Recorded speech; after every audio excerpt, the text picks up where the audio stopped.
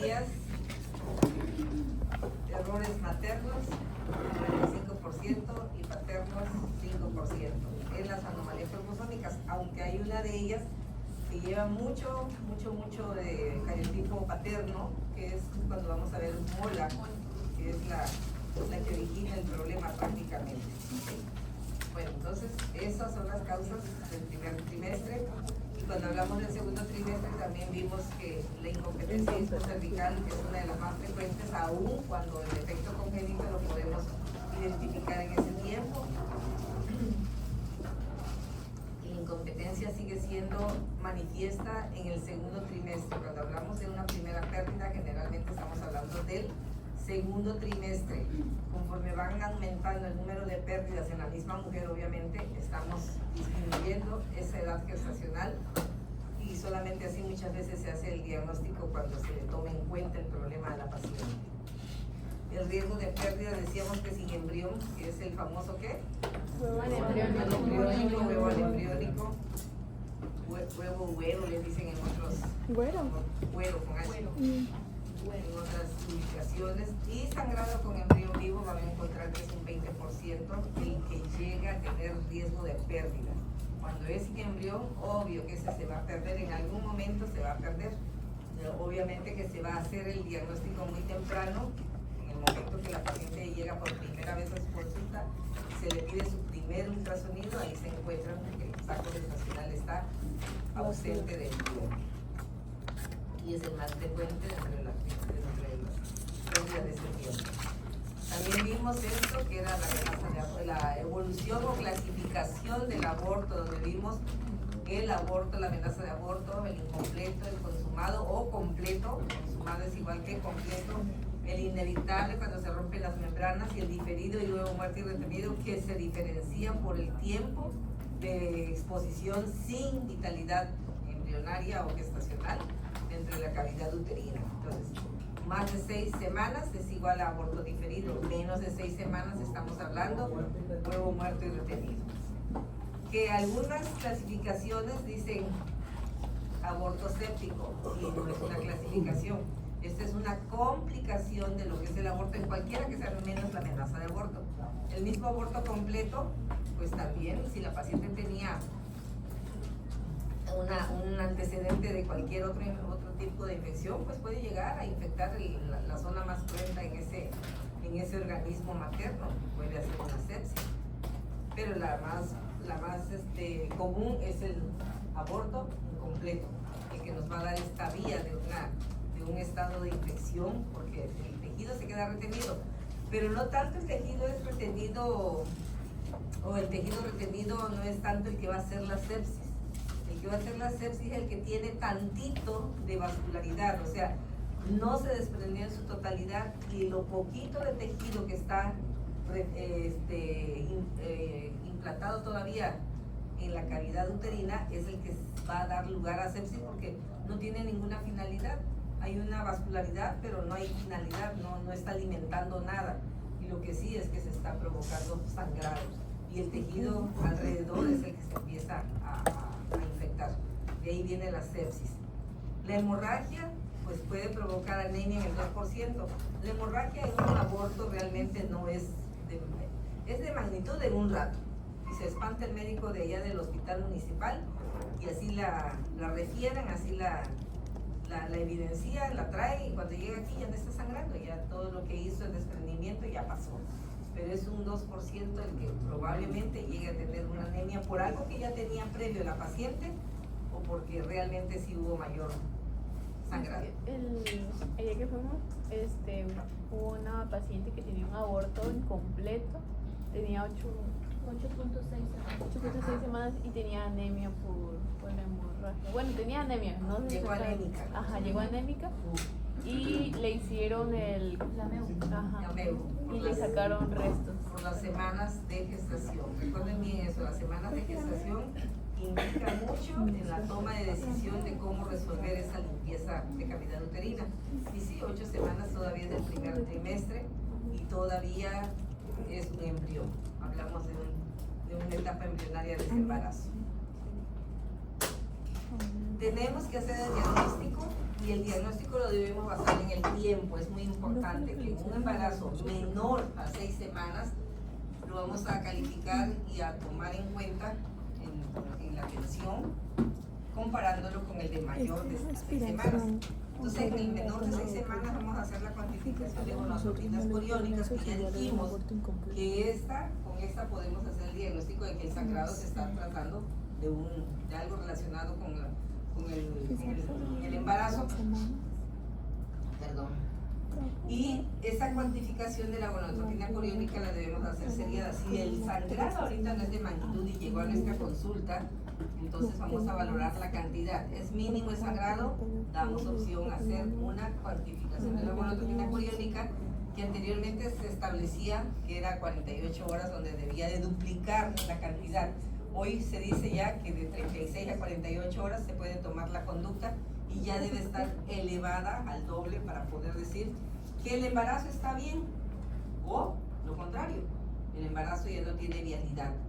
En ese caso hay que tomar la conducta de acuerdo a lo que se está presentando y vamos a certificar por ultrasonido si hay o no hay implantación ya de ese saco gestacional, que en un principio pudimos haberlo advertido, o quizás fue la primera vez o es la primera vez que estamos viendo a la paciente, pero el ultrasonido nos va a ayudar a saber si está todavía implantado o no el saco gestacional.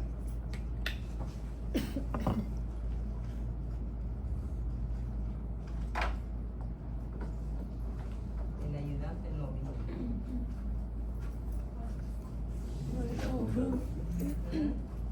¿Mande?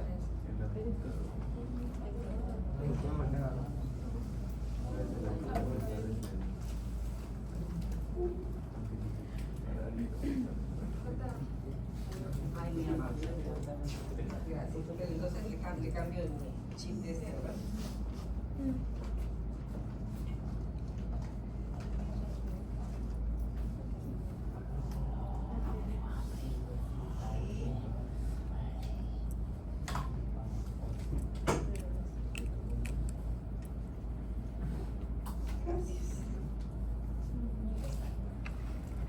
Entonces certificamos y ya tomamos conducta.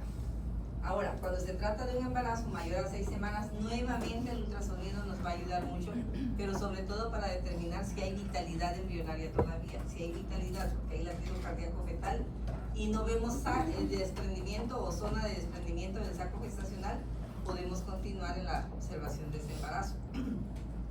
Pero también nos va a ayudar para certificar la edad gestacional y sobre todo descartar estas otras dos complicaciones que se pueden presentar muy tempranamente en una gestación. ¿Cuál es la embarazo ectópico y un embarazo molar? Es lo que tenemos que descartar con ese ultrasonido mayor de 6 semanas.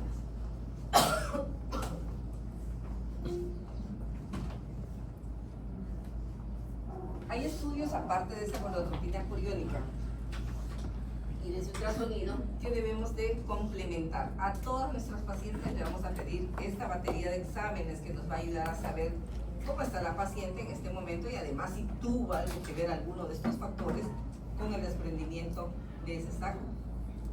Biometría hemática, como decían ellas, a lo mejor la paciente ya era anémica de antes y eso mismo perturbó la evolución de un embarazo e hizo que se perdiera. Llegó anémica muy probablemente. Bueno, la biometría hemática es para ver cómo está la hemoglobina. Grupo IRH, recuerden que hay siempre una posibilidad de que sea un RH negativo y que desde ese momento del aborto, desde ese momento que se presentó un sangrado, por mínimo que sea, hay la posibilidad de la complicación de, ¿cómo se llama? De una isoinmunización. Un intercambio anómalo entre la sangre materna y la sangre del embarazo, y eso generó una isoinmunización.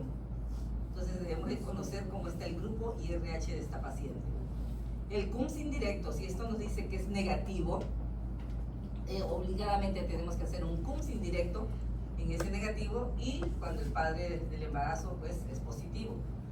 La química sanguínea para detectar si es que diabética nuestra paciente o una nefrópata. Acuérdense que las pacientes con patologías así muy agresivas, pues se les recomienda no embarazarse, y después de ese embarazo pues ya llegan con la complicación dada por su patología previa en esta gestación actual. Tiempo de protrombina y tiempo parcial de tromboplastina son los tiempos de coagulación.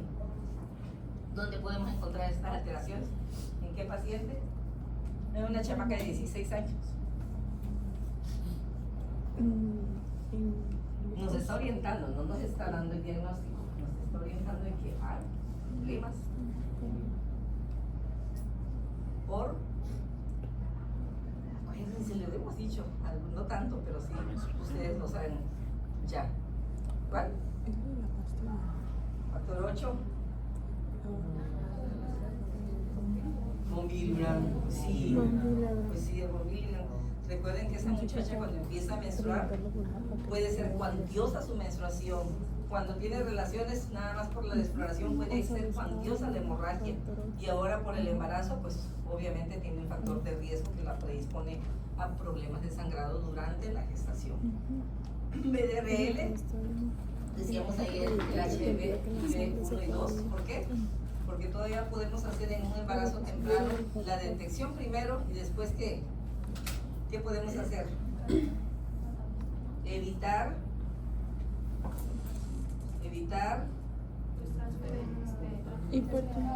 la vertical. Podemos evitar la transmisión pues vertical de estos dos microorganismos o cualquiera de ellos si la mujer lo es portadora en este momento en el primer trimestre del embarazo. Entonces, estos son los estudios complementarios a toda mujer que se presenta con sangrado, sea en la consulta o sea en un hospital, en la sala de urgencia de un hospital.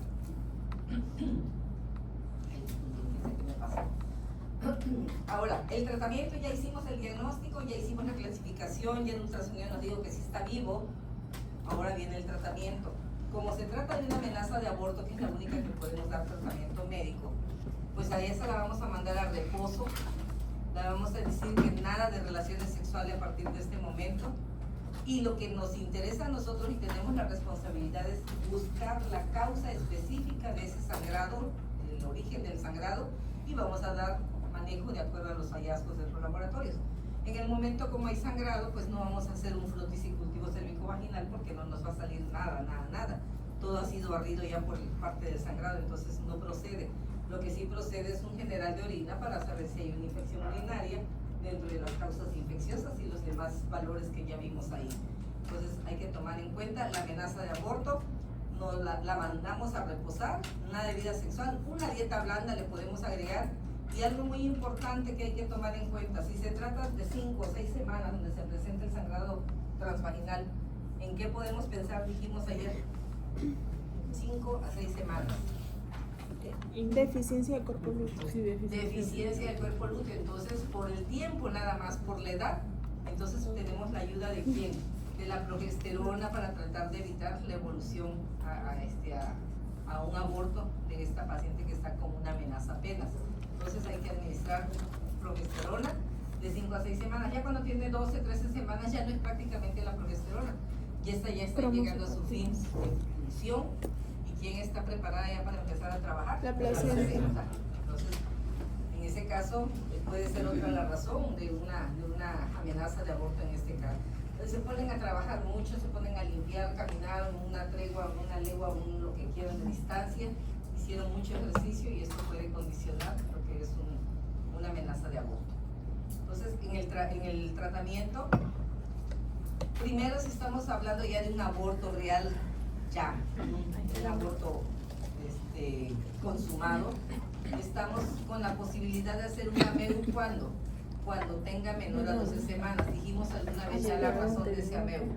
¿Recuerdan? ¿Por qué AMEU y por qué no legrado uterino instrumentado complementario? AMEU, ¿qué quiere decir? Aspiración manual endouterina. ¿Por qué un AMEU y no un LUIC? ¿O por qué un LUIC y no un AMEU? Porque a menos de 12 semanas, pues realmente, o sea, como que va a pasar todo por la... Pero hay una razón, Es porque todavía no está lo de los esposos óseos. Así es, aquí todavía no hay núcleos óseos, todavía no se está formando. Y lo que nos puede hacer un AMEU es precisamente romper en el paso de la aspiración la pared uterina interna, pues. Y en ese caso tener una lesión mayor de lo que está provocando un aborto. Y el LUIC, que es mayor de 12 semanas, aquí sí. Aquí nada más tenemos la opción de introducir una cánula de las más chicas, a 1 centímetro cuando mucho de dilatación, y aquí no, aquí puede ser 2-3 centímetros de dilatación, idealmente además para que se pueda proceder muy bien a un legrado con legras fenestrada, que se llama así precisamente, legrado uterino instrumental complementario. La C es de complementario, inclusive la C la ponemos con minúscula generalmente. Y el tratamiento médico, que podría ser como para complemento de un aborto, porque encontramos un aborto incompleto, aquí con el médico, con el tratamiento médico que tiene un 80% de éxito, porque estamos hablando de la limpieza de la cavidad uterina, podemos usar misoprostol, que es una prostaglandina ya muy conocida, en tabletas de 200 microgramos, se pone una en cada carrillo de la boca, una de un lado, a la izquierda, otra a la derecha, y a la misma vez otra tableta en la vía vaginal por detrás de lo que es el cervix, lo que es el fondo de saco posterior. Esos son los 600 miligramos que vamos a usar de inicio de esta o con esta progesterona para lograr que el útero se contracture y que cohiba los vasos sanguíneos que están abiertos provocando el sangrado y se pueda disminuir tanto el sangrado como que expulse también o se desprenda todo lo posible que hay en las paredes de la cavidad uterina. Y eso lo vamos a repetir hasta cada 4 horas. ¿Por qué? Porque hasta entonces la paciente puede seguir, si sigue con sangrado es que todavía hay tejido. Si hay dolor pélvico, entonces también esto puede ser provocado por la prostaglandina y puede haber también mayor sangrado. Entonces vamos a repetirlo hasta que ya no haya dolor y hasta que ya no haya sangrado. El diagnóstico de efectividad cuando desaparece el dolor y disminuye notablemente el sangrado es lo que nosotros vamos a buscar, a esperar después de que administramos este medicamento. En Estados Unidos usan mucho la mifepristona en vez del misoprostol porque ellos lo tienen, acá no lo tenemos así como llegar a la farmacia y comprar mifepristona.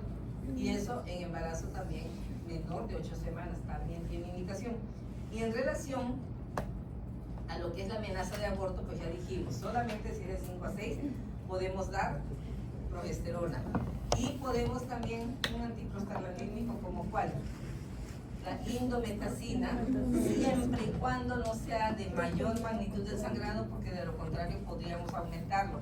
Pero la indometacina nos va a ayudar tomándola de 25 miligramos cada 8 horas, 3 días únicamente. 3 días para que cese el sangrado, siempre y cuando el sangrado sea de menor magnitud. Ahora, si el sangrado es activo, cuantioso, no usarla porque va a aumentar esos tiempos hemorrágicos. ¿Okay? Entonces, este tratamiento que hablamos es como tratamiento complementario ya de lo que es el aborto. Tenemos ahí el equipo de AMEU, corresponde a esta jeringa con su émbolo, y estas, bueno, están ahí las sondas que se usan, aquí se le coloca la sonda y con una presión negativa se hace un movimiento de saca y mete, saca y mete, saca y mete de ese émbolo y destruye lo que es, fragmenta lo que hay adentro de la cavidad uterina, y al soltarlo, se jala el émbolo hasta afuera y al soltarlo entonces aspira todo lo que hay de tejido fragmentado dentro de la cavidad uterina. Eso es un AMEU. Y el equipo de Louis, para realizar un equipo de Louis, lleva, cuando no está muy abierto el cervix, podemos usar estos dilatadores de Hegar, H-E-G-A-R, dilatadores de Hegar. Estas pinzas no tienen razón, esta sí de por sí se pica el cervix, así como está aquí, aquí no lo tienen picado, para traccionarlo y ya se colocan. Se trata de introducir cualquier legra de acuerdo al orificio, a la dilatación que tenga el orificio de el orificio cervical interno principalmente, para que logre entrar la legra, y como si fueran cucharadas, se va a ir raspando con la superficie de esta legra, que es, algunas son, la mayoría de las buenas, las efectivas, son cortantes, hay otras que son romas, no se le ve la utilidad porque no raspan nada, no sirven para mucho, pero las cortantes son las que siempre usamos con la intención de que deje limpia lo que es la pared en el sitio donde estuvo implantado el embarazo. ¿Okay? Eso es el tratamiento quirúrgico. Pero también tenemos estas cosas tan feas, complicaciones de tratamiento, y miren que si las hemos visto, así llegan a veces los pacientes. llegan con un boquete quitado aquí de la pared anterior del útero, todo destruido. Obviamente que está viendo días después de que sucedió el procedimiento, y el tejido pues se necrosó y se va abriendo, se va retrayendo, se va necrosando, fragmentando, destruyendo, y entonces llegan con ese boquete. Otro tipo de perforación es en el fondo uterino, donde se perfora con las legras, y en ocasiones anteriormente